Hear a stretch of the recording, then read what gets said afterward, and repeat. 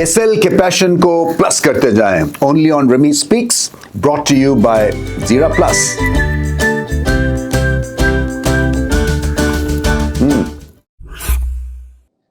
PSL बस हुआ ही चाहता है। सो बहुत एक्साइटमेंट है क्रिकेट फैंस में, खासतौर पे पाकिस्तानी क्रिकेट फैंस में, क्योंकि पीएसएल एक बहुत बड़ा ब्रांड बन गया हुआ है और एक्सपैट्स भी उतना ही ज्यादा इसमें एक्साइटेड और इंटरेस्टेड होते हैं जितने के लोकल फैंस होते हैं। और पीएसएल एक तरह से एक प्लेटफॉर्म बन गया है नए पाकिस्तानी टैलेंट के लिए कि अपने जोर दिखाएं, लोहा मनवाएं और पाकिस्तान टीम में वो अपनी जगह बनाए। सो एक तरह से फास्ट फॉरवर्ड करियर्स हो जाते हैं यंगस्टर्स के अगर वो पीएसएल में अच्छा खेलते हैं। सो इन यंगस्टर्स की वजह से पुराने प्लेयर्स और करंट प्लेयर्स पे भी प्रेशर क्रिएट हो जाता है। और फिर ये जो इवेंट है इसमें क्योंकि आप मुख्तलिफ जगहों पे जाके खेलेंगे, इससे आपकी क्रिकेट ओवरऑल जो इन्वायरमेंट है वो इम्प्रूव होती है। नए प्लेयर्स एक अच्छी डगआउट इन्वायरमेंट में आते हैं, फॉरेन प्लेयर से सीखते हैं और अच्छे कोचेस से भी बहुत मदद मिलती है, कॉन्फिडेंस आता है, आपकी हर चीज इंप्रूव होती है। सो इस लिहाज से भी पीएसएल एक मार्का खेज टूर्नामेंट बन गया है।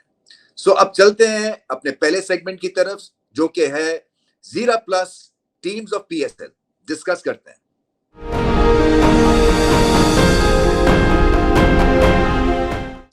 सो टीम्स में क्या हो रहा है देखें। क्वेटा ग्लैडिएटर्स ने 9 सीजन्स के बाद अपना कप्तान बदल दिया है, रायली रूसो को अपना कप्तान बना दिया है। वो कभी भी पहले T20 लीग की किसी टीम की कप्तानी नहीं कर सके या कर उन्होंने ली नहीं है। सो इस लिहाज से ये इंटरेस्टिंग एक तरह से सिचुएशन हो गई है क्वेटा ग्लैडिएटर्स के लिए। मगर पिछले कई सालों से क्वेटा ग्लैडिएटर्स जो है वो निचले नंबरों पे आ रही थी और इस तरह की out of the box thinking के साथ कुछ ना कुछ करने की जरूरत थी।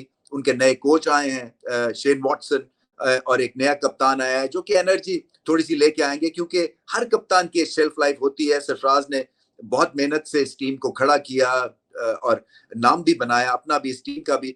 बट ऑफ लेट उनकी परफॉर्मेंस कप्तानी उस लिहाज से चमक नहीं रही थी और ये चेंज करनी पड़ी और रायली रूसो के ऊपर एक तरह से प्रेशर तो अब बन ही जाएगा। बट इंटरेस्टिंग चॉइस है वो। फिर अब चलते हैं मुल्तान सुल्तान्स की तरफ। देखें ऑफ लेट फाइनल भी खेलते हैं मगर जीतते कम है। ये 2017 में ये चैंपियन हुए थे, उसके बाद ये 2 फाइनल्स खेले मगर दोनों फाइनल्स में ये हारे। सो अब देखना ये है कि मुल्तान सुल्तान जो कि एक स्टेडी टीम है जो कि वन फॉर ऑल और ऑल फॉर वन के बेस के ऊपर चलती है, क्या वो इस दफा कामयाब हो सकेंगे और ट्रॉफी उठा सकेंगे। इसी तरह से कराची किंग्स, उन्होंने कई नई भर्तियां की हैं, जैसे कि मैं देख रहा हूं यहाँ पे मोहम्मद नवाज आ गए हैं, शान मसूद उनकी कप्तानी करेंगे, इसी तरह से हसन अली भी उनके पास चले गए हैं। सो चेंजेस की हैं। कराची किंग्स को भी अपवर्डली मोबाइल होना है क्योंकि बहुत बड़ी फ्रेंचाइज है, सारा कराची खड़ा हो जाता है कराची किंग्स के पीछे और घर में बहुत सारे मैचेस खेलेंगे। जो फाइनल एक लेग है इस पीएसएल की वो कराची में है और कराची में कराची किंग्स को बहुत सारे मैचेस मिल रहे हैं। सो उनका फायदा उठाना चाहिए, होम टर्फ पे खेलेंगे। और ये चेंजेस जो उन्होंने की है ये भी एक तरह से इंटरेस्टिंग चेंजेस हैं। शान मसूद जो कि एक नेचुरल T20 प्लेयर नहीं है मगर उनके पास बहुत बड़ा प्लेटफॉर्म है कि वो ये भी साबित करें कि वो T20 के भी एक आला प्लेयर हैं और कप्तानी के हिसाब से भी वो कर सकेंगे जो कराची किंग्स ने ऑफ लेट नहीं किया। फिर हम चलते हैं शाहीन शाह अफरीदी की लाहौर कलंदर्स की तरफ से। शाहीन शाह अफरीदी का जो जब से वो कप्तानी उन्होंने की है दोनों टाइटल्स वो जीत गए हैं और इनका जो winning percentage as a captain वो सबसे बेहतरीन है अमंगस्ट ऑल पीएसएल कैप्टन्स। करीबन 68% इनका विनिंग मार्जिन है। सो अब देखना ये है कि क्या राशिद खान के बगैर या एक दो और प्लेयर्स इनके पास अवेलेबल जो नहीं होंगे उससे इनका कॉम्बिनेशन किस तरह से मुतासिर होता है और शाहीन शाह अफरीदी खुद इस टीम को दोबारा से खड़ा कर सकेंगे या चैंपियन बना सकेंगे या नहीं बना सकेंगे। मगर मुकाबले पहले लाहौर से शुरू हो रहे हैं और लाहौर कलंदर्स को क्लियर एडवांटेज होगा क्योंकि होम फैंस के सामने ये स्टेडियम में खेलेंगे।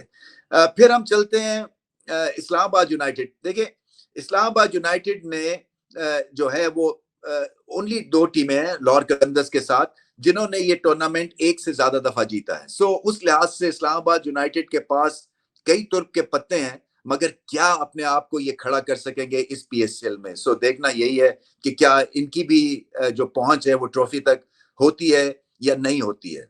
सो ये थी इंटरेस्टिंग चीजें इन टीम्स के बारे में। पेशावर ज़ल्मी रही है। पेशावर ज़ल्मी ने मेरे ख्याल से सबसे ज्यादा प्लेऑफ्स खेले हैं, 9 में से शायद 9 दफा प्लेऑफ्स में आई है मगर टाइटल जो है ये ज्यादा जीते नहीं है। मैं समझता हूं कि अब होम मैचेस पेशावर में भी होने चाहिए। इनका स्टेडियम तो बन रहा है, पता नहीं वो किस स्टेज पे है उनकी construction, but I think time आ गया है जबकि पेशावर ज़ल्मी को पेशावर में मैचेस मिलने चाहिए और होम कंडीशंस में और होम फैंस के सामने ये खेलें, क्योंकि जो क्रिकेट का सही टैलेंट इस वक्त उभर रहा है पाकिस्तान में वो खैबर पख्तूनख्वा से आ रहा है। सो वहां पे फैंस भी बहुत ज्यादा जुनूनी हैं। सो क्यों उनको मना किया जाए वहां पे क्रिकेट ना देखने से। सो कोशिश पूरी करनी चाहिए कि नेक्स्ट एडिशन में पेशावर को भी एज अ वेन्यू इंक्लूड किया जाए। ओवरऑल एक्साइटमेंट बहुत ही अच्छी, बहुत जबरदस्त है और मैं उम्मीद ये करता हूं कि बहुत सारे फैंस आएंगे और ये मुकाबले देखेंगे।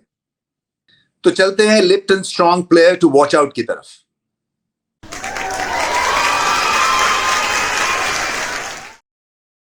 स्ट्रॉन्ग ब्लेंड ऑफ लिप्टन, क्योंकि चाय चाहिए और स्ट्रॉन्ग चाहिए। Strong player to watch out कई सारे हैं, मगर इस वक्त जो मेरी निगाह टिकी हुई है वो रायली रूसो पे टिकी हुई है। क्योंकि देखिए, एक तो पहली दफा कप्तानी करेंगे, ठीक है प्रेशर होता है उसका, मगर मिडिल ऑर्डर में इनसे बेहतरीन बल्लेबाज इस लीग में नहीं है। कंसिस्टेंटली इन्होंने स्कोर किया है और इतना स्कोर किया है कि अब अपने मुल्क के लिए भी खेलना शुरू हो गए हैं। सो कॉन्फिडेंस है इनको, लेफ्ट हैंड खेलते हैं और धुएंधार बैटिंग करते हैं और मैं समझता हूं कि एक्स्ट्रा रिस्पॉन्सिबिलिटी से ये एक्स्ट्रा रन्स भी करेंगे। So watch out for Rilee Rossouw, क्योंकि ये तगड़े प्लेयर है और जिस दिन चमकेंगे ये मैच जितवाएंगे आप।